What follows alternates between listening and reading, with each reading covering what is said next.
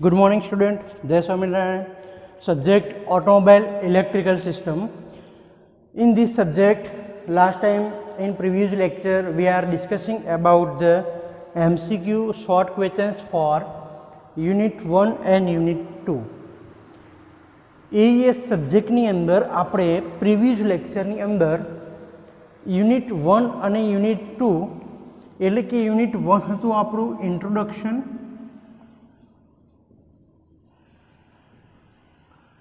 Of automobile electrical system અને unit 2 આપણે જોયું હતું બેટરી. આ બે ચેપ્ટરમાંથી તમારી નેક્સ્ટ વીકની અંદર જે એક્ઝામ છે MCQ ટાઈપ, તો એ MCQ ટાઈપ શોર્ટ ક્વેશ્ચન્સ જે છે એ કેવા પૂછાઈ શકવાના ચાન્સીસ છે, કેવા ક્વેશ્ચન્સ આવી શકશે એક્ઝામની અંદર, તે આપણે ડિસ્કસ કર્યા હતા પ્રીવિયસ લેક્ચરની અંદર યુનિટ 1 અને યુનિટ 3ના. આજે સ્ટુડન્ટ આ લેક્ચરની અંદર today's we are discussing about the unit 3 ignition system. Automobile electrical સિસ્ટમમાં જે ઇગ્નિશન સિસ્ટમ ચેપ્ટર આપણે સ્ટડી કરી ચૂક્યા હતા એમાં જેટલા બી ટૉપિક તમારે કવર થયા છે એટલા ટૉપિક તમારે આ જે MCQ એક્ઝામ જે છે 30 માર્ક્સની એની અંદર એટલા ટૉપિકમાંથી શોર્ટ ક્વેશ્ચન્સ અને MCQ પૂછાઈ શકવાના ચાન્સીસ છે. ક્લિયર?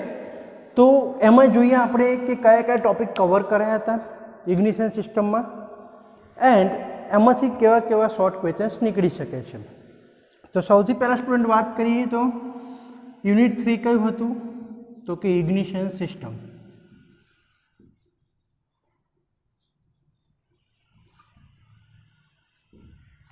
ફર્સ્ટ ક્વેશ્ચન્સ ડિસ્કસ કરીએ તો ફર્સ્ટ ક્વેશ્ચન્સ જે હતો ઇગ્નિશન સિસ્ટમ ચેપ્ટરમાંથી તે શોર્ટ ક્વેશ્ચન્સ એવું પૂછાઈ શકે કે write down the function of ignition system, એટલે કે ઇગ્નિશન સિસ્ટમનું કાર્ય લખો. સ્ટુડન્ટ મારી જોડે તમે ક્વેશ્ચન્સ નોટ ડાઉન કરતા રહેજો. આ ક્વેશ્ચન્સ કેવા હશે? MCQ હશે અને શોર્ટ ક્વેશ્ચન્સ પણ હશે. શોર્ટ ક્વેશ્ચન્સ તમારે GTU એક્ઝામની અંદર જે ફર્સ્ટ ક્વેશ્ચન્સ આવે છે 14 માર્ક્સનો, જેની અંદર 10 ક્વેશ્ચન્સ આપેલા છે અને આઉટ ઓફ 10માંથી તમારે 7 એટેમ્પ્ટ કરવાના હોય છે. ઇટ મીન્સ કે ઇચ ક્વેશ્ચન્સ આર 2 માર્ક્સ. દરેક ક્વેશ્ચન્સ 2 માર્ક્સનો હોય છે. ક્લિયર? તો એ 2 માર્ક્સની અંદર કેવા ક્વેશ્ચન્સ નીકળી શકે છે ઇગ્નિશન સિસ્ટમમાંથી અને MCQ કેવા નીકળી શકે છે એ પણ આપણે સાથે ડિસ્કસ કરતા રહીશું. પ્રીવિયસ લેક્ચરની અંદર મેં તમને એક PDF દ્વારા જેટલા બી 50 કે 70 MCQ આપણે PDFની અંદર ઓપ્શન સહિત ડિસ્કસ કર્યા હતા. આજે આપણે શોર્ટ ક્વેશ્ચન્સ યુનિટ 3ના ડિસ્કસ કરીએ તો એમાં ફર્સ્ટ ક્વેશ્ચન્સ આવે છે short questions function of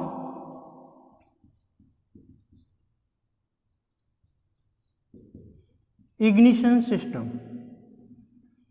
ignition સિસ્ટમનું કાર્ય લખો. સ્ટુડન્ટ ખાસ મોસ્ટ MP ક્વેશ્ચન્સ છે. લાસ્ટ 3 યરથી આ ક્વેશ્ચન્સ રિપીટ થાય છે GTU એક્ઝામની અંદર કે ઇગ્નિશન સિસ્ટમનું કાર્ય લખો.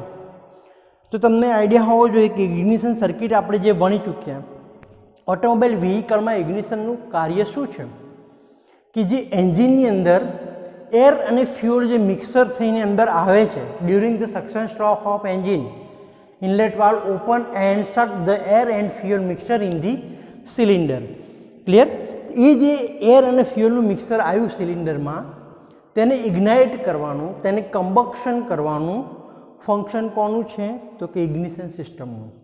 ઇગ્નિશન સિસ્ટમમાં કયા પાર્ટ્સ દ્વારા ઇગ્નાઇટ કરીએ છીએ?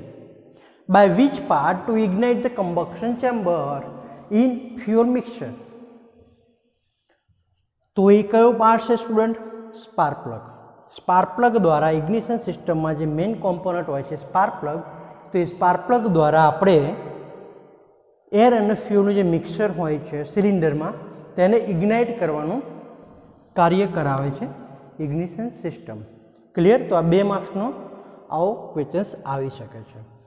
તો એની અંદર કોમ્પોનન્ટની અંદર ડિટેલ્સમાં આપણે MCQ જોઈએ તો MCQ ઓ નીકળી શકે છે આની અંદરથી. ક્વેશ્ચન નંબર 2 નોટ ડાઉન કરજો. રાઇટ ધ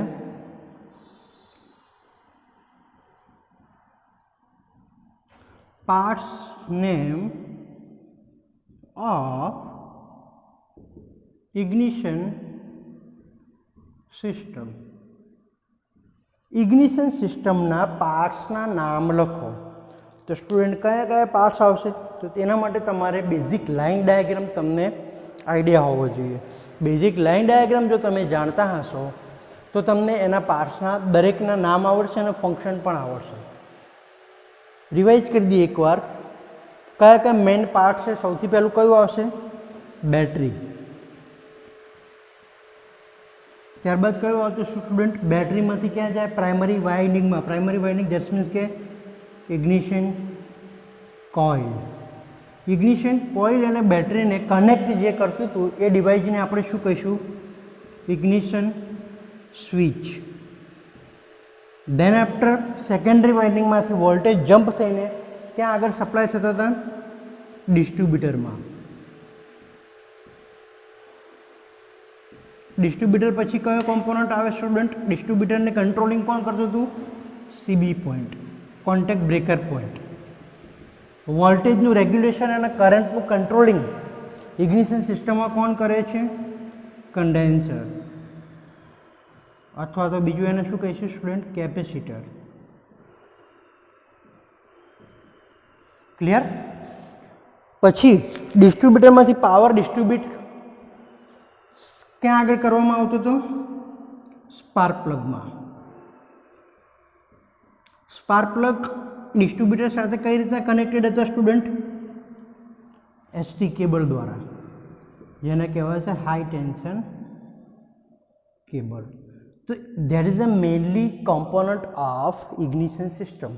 આટલા મેઇન કોમ્પોનન્ટ હોય છે ઇગ્નિશન સિસ્ટમના. તો આમાંથી MCQ સ્ટુડન્ટ એવો આવી શકે છે કે તમને કોમ્પોનન્ટનું લિસ્ટ આપી હોય, ઇગ્નિશન કોઇલ આપી હોય, ઇગ્નિશન સ્વિચ આપેલી હોય, ડિસ્ટ્રીબ્યુટર આપેલું હોય, 3 ઓપ્શન, અને ચોથો ઓપ્શન એવો હોય કે એની અંદર સ્ટાર્ટિંગ મોટર આપેલું હોય અને એની અંદર ક્વેશ્ચન્સ એવો પૂછાય કે નીચેનામાંથી કયો કોમ્પોનન્ટ ઇગ્નિશન સિસ્ટમનો નથી. તો તમને જો પાર્ટ્સના લિસ્ટ આઈડિયા હોય તો તમે એ MCQ સોલ્વ કરી શકો છો. તો કયો કોમ્પોનન્ટ નથી? હું જે 3માંથી જે ચારમાંથી પાર્ટ્સ બોલે એમાંથી first ignition coil, second ignition switch, third distributor and fourth starting motor. તો કયો નથી? Starting motor. તો આવો MCQ સ્ટુડન્ટ આવી શકે છે ઇગ્નિશન સિસ્ટમમાંથી. નેક્સ્ટ હવે વાત કરીએ કે સ્પાર્ક પ્લગ. સ્પાર્ક પ્લગની આપણે ડિસ્કશન કરીએ તો સ્પાર્ક પ્લગમાંથી કેવો ક્વેશ્ચન સ્ટુડન્ટ આવી શકે છે? ક્વેશ્ચન નંબર 3 નોટ ડાઉન કરજો. સ્પાર્ક પ્લગનું ફંક્શન શું હોય? તો સ્પાર્ક પ્લગનું ફંક્શન શું હશે સ્ટુડન્ટ? સ્પાર્ક પ્લગને પહેલાં તો કોના દ્વારા જોઈન્ટ કરવામાં આવે છે? ST કેબલ દ્વારા. કોની સાથે કનેક્ટેડ હોય છે સ્પાર્ક પ્લગ? તો કે ડિસ્ટ્રીબ્યુટર સાથે. ક્લિયર? તો ડિસ્ટ્રીબ્યુટર સાથે સ્પાર્ક પ્લગ જે કનેક્ટેડ હોય છે તો એ સ્પાર્ક પ્લગને આપણે જે કનેક્ટ કરીએ છીએ તેની અંદર આપણે પાવર હાઈ વોલ્ટેજ સપ્લાય. કેટલો હાઈ વોલ્ટેજ સપ્લાય? બેટરીનો વોલ્ટેજ કેટલો છે? 12 વોલ્ટ. તો 12 વોલ્ટનું આપણે વોલ્ટેજ જમ્પ કરાવીને કેટલા વોલ્ટેજ આપણે સ્પાર્ક પ્લગમાં સ્પાર્ક કરાવવા માટે જોઈએ છીએ? 20 થી 22,000 વોલ્ટેજ. તો જે 20 થી 22,000 વોલ્ટેજ જે હાઈ જમ્પ કરીને ડિસ્ટ્રીબ્યુટર થ્રુ ST કેબલ દ્વારા પાસ કરાવીને સ્પાર્ક પ્લગ સુધી પહોંચાડીએ છીએ. અને સ્પાર્ક પ્લગનું પછી કાર્ય શું હોય છે? તો કે as per the firing order અને ઇગ્નિશન ટાઈમિંગ પ્રમાણે સિલિન્ડરમાં રહેલા એર અને ફ્યુઅલનું મિક્સર, સિલિન્ડરમાં એર અને ફ્યુઅલનું મિશ્રણ જે હોય છે તેને સ્પાર્ક કરીને ઇગ્નાઇટ કરવાનું કામ કોણ કરે છે? એટલે કે દહન કરવાનું કામ કરે છે સ્પાર્ક પ્લગ. ક્લિયર? તો આવી રીતના 2 માર્ક્સનો અંદર ક્વેશ્ચન્સ નીકળી શકે કે સ્પાર્ક પ્લગનું કાર્ય લખો અને સ્પાર્ક પ્લગ કેટલા વોલ્ટેજના જરૂર પડતી હોય છે. ક્લિયર? હવે સ્પાર્ક પ્લગમાંથી બીજો એક ક્વેશ્ચન્સ નીકળી શકે છે સ્ટુડન્ટ અહીંયા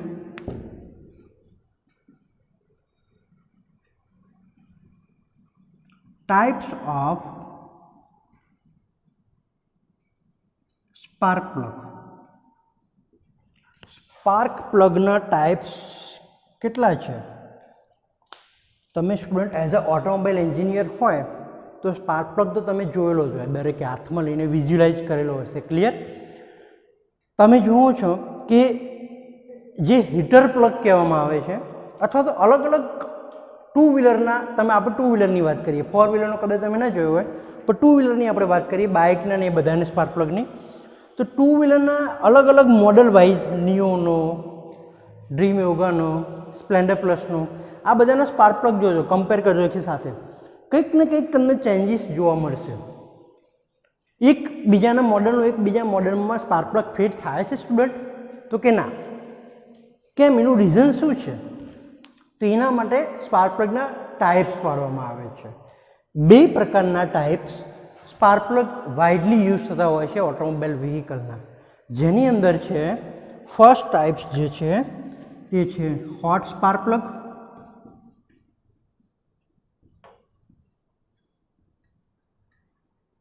અને જે સેકન્ડ ટાઈપ છે સ્પાર્ક પ્લગનો તે છે કોલ્ડ સ્પાર્ક પ્લગ. તો આ હોટ સ્પાર્ક પ્લગ અને કોલ્ડ સ્પાર્ક પ્લગ જે સ્ટુડન્ટ છે તે કઈ સિઝનમાં કેવા મોડલમાં યુઝ થાય છે એ સમજીએ હવે. તો જેની અંદર સીસી વધારે હશે, જેની ફ્યુઅલ એફિશિયન્સી, ફ્યુઅલ કન્ઝપ્શન ઓછું હશે અને જેનું એવરેજ સારી આપે છે, દેટ્સ મીન્સ કે તમારે એની અંદર હોટ સ્પાર્ક પ્લગ છે. કેમ કે એવા બાઇકની અંદર, એવા સીસીવાળા એન્જિનમાં કોલ્ડ સ્ટાર્ટિંગનો પ્રોબ્લેમ થતો નથી. ક્લિયર? તેના માટે હોટ સ્પાર્ક પ્લગ વપરાય. હવે કોલ્ડ સ્પાર્ક પ્લગ નામ કરતાં થોડુંક ઊંધું છે. કોલ્ડ એટલે કે ઠંડો સ્પાર્ક પ્લગ નહીં, ઠંડી ઋતુ માટે અથવા તો ઠંડી સિઝન માટે જે સ્પાર્ક પ્લગ વપરાય તેને કોલ્ડ સ્પાર્ક પ્લગ કહીશું. તો જ્યારે વિન્ટર સિઝનમાં તમે નોટ કર્યું હશે સ્ટુડન્ટ કે ક્રેન્કિંગ થવામાં એન્જિનને તકલીફ પડતી હોય છે, દેટ્સ મીન્સ કે એન્જિન સ્ટાર્ટ થવામાં પ્રોબ્લેમ થતો હોય છે વિન્ટર સિઝનમાં અને મોન્સૂન સિઝનમાં. સેલ હોય તો તમે 3 થી 4 સેલ મારો ત્યારે તમારું વ્હીકલ સ્ટાર્ટ થાય. ગાડી બાઇક હશે, તમે 3 થી 4 કિક મારશો ત્યારે તમારું વ્હીકલ સ્ટાર્ટ થતું હોય છે. દેટ્સ મીન્સ કે કોલ્ડ સ્ટાર્ટિંગનો તમારે એક પ્રોબ્લેમ છે ત્યાં. તો એવા એન્જિનમાં, એવી સિચ્યુએશનમાં કોલ્ડ સ્પાર્ક પ્લગ, એને જેને કહેવાય છે હીટર પ્લગ પણ કહેવામાં આવે છે, કે જેની ટેમ્પરેચર રેન્જ હાઈ હોય છે અને હાઈ ટેમ્પરેચર રેન્જવાળો સ્પાર્ક પ્લગ યુઝ કરીને આપણે કોલ્ડ સ્ટાર્ટિંગનો પ્રોબ્લેમ નિવારી શકીએ છીએ.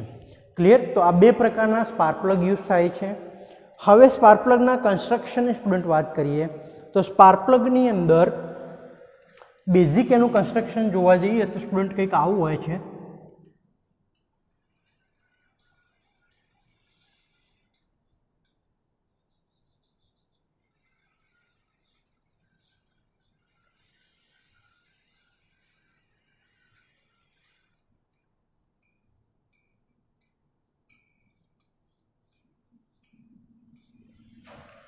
આની અંદર ઇન્સ્યુલેશન કોઇલ એક આપેલું હોય છે, એની વચ્ચે એક સેન્ટ્રલ ઇલેક્ટ્રોડ આપેલો હોય છે.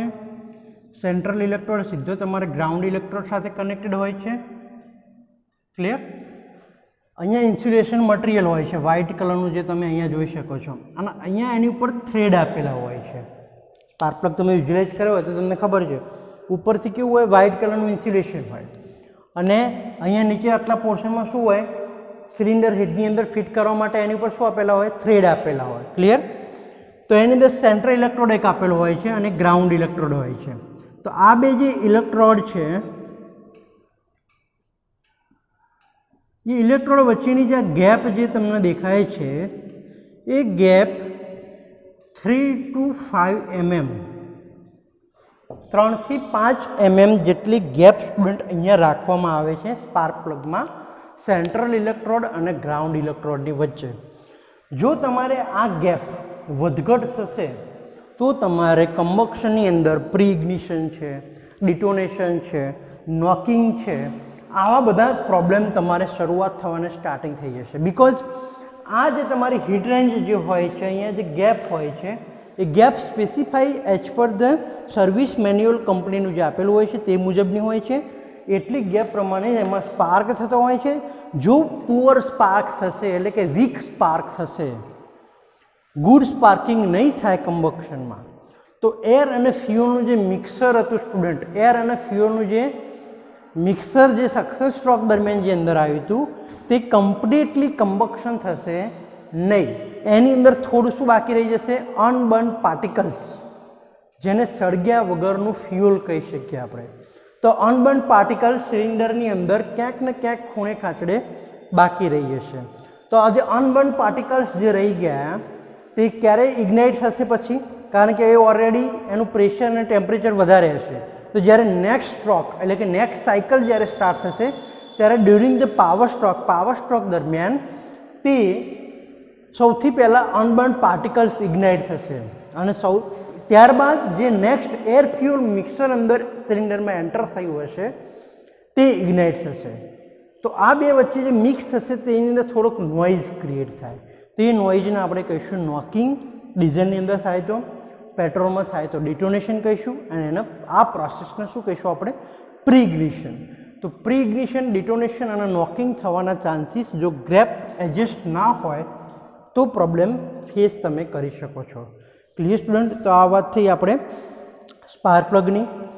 હવે compare to magneto ignition system અને બેટરી ઇગ્નિશન સિસ્ટમના કમ્પેરિઝનમાં ફાયદા ગેરફાયદા જોઈએ તો એ પણ તમારે એમસીક્યુમાં આવી શકે છે કે તમને 3 ફાયદા આપ્યા હોય, નીચેનામાંથી એવું કીધું હોય કે નીચેનામાંથી કયું ફાયદો અથવા તો કયું સેન્ટેન્સ એ બેટરી ઇગ્નિશન સિસ્ટમનો ફાયદો નથી, બરાબર? તો એવી રીતના પણ તમારે એમસીક્યુ આવી શકે છે. એડવાન્ટેજીસ અને disadvantages of ignition system, battery ignition system and magneto ignition system, બંનેના એડવાન્ટેજીસ ડિસએડવાન્ટેજીસ સ્ટુડન્ટ રીડ કરી લેજો ખાસ. નેક્સ્ટ હવે આપણે જોઈએ ફાયરિંગ ઓર્ડર. ફાયરિંગ ઓર્ડરની વાત કરીએ તો સ્ટુડન્ટ કે ફાયરિંગ ઓર્ડર જ્યારે એક્ઝામમાં પૂછાતું હોય છે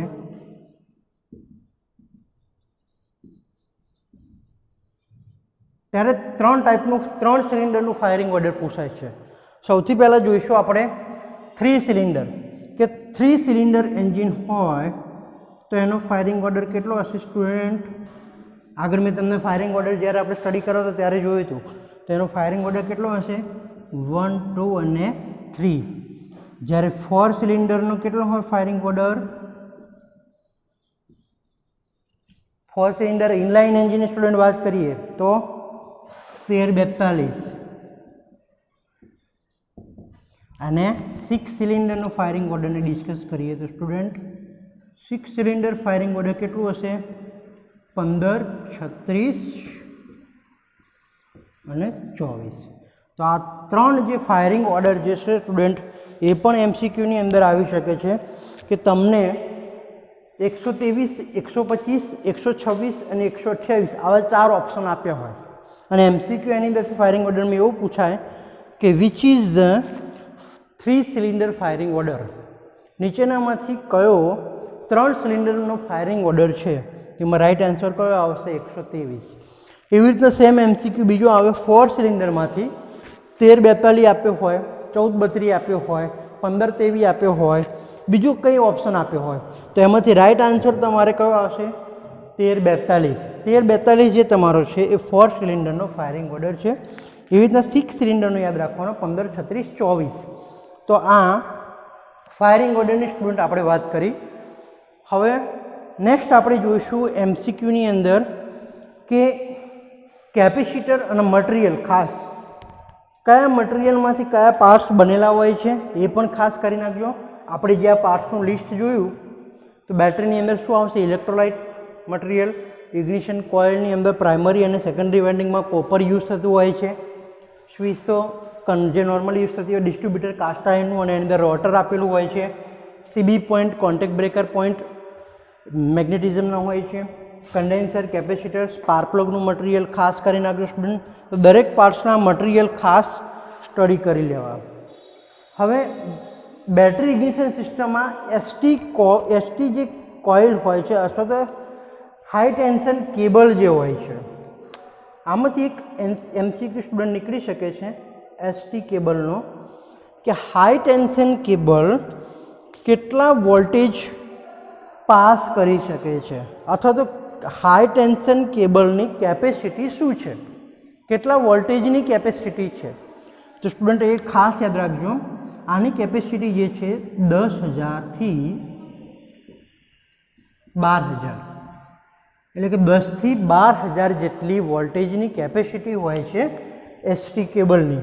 તો એમસીક્યુ તમારે એની અંદર કેવો આવી શકે કે નીચે તમને 10 થી 12,000, 10 થી 5,000, 5 થી 10,000, 10 થી 14,000, 20 થી 25,000 આવા 4 એમસીક્યુની અંદર ઓપ્શન આપેલા હોય. અને એવું કીધું કે એસટી કેબલમાંથી નીચેની કઈ રેન્જમાં ઇલેક્ટ્રિક કરંટ પસાર અથવા તો હાઈ વોલ્ટેજ પસાર કરવાની ક્ષમતા છે, કેપેસિટી કેટલી છે, તો 10 થી 12,000 વોલ્ટેજની. સ્ટુડન્ટ ખાસ યાદ રાખજો, અહીંયા 10 થી 12,000 વોલ્ટ જેટલા પાસ કરી શકે છે.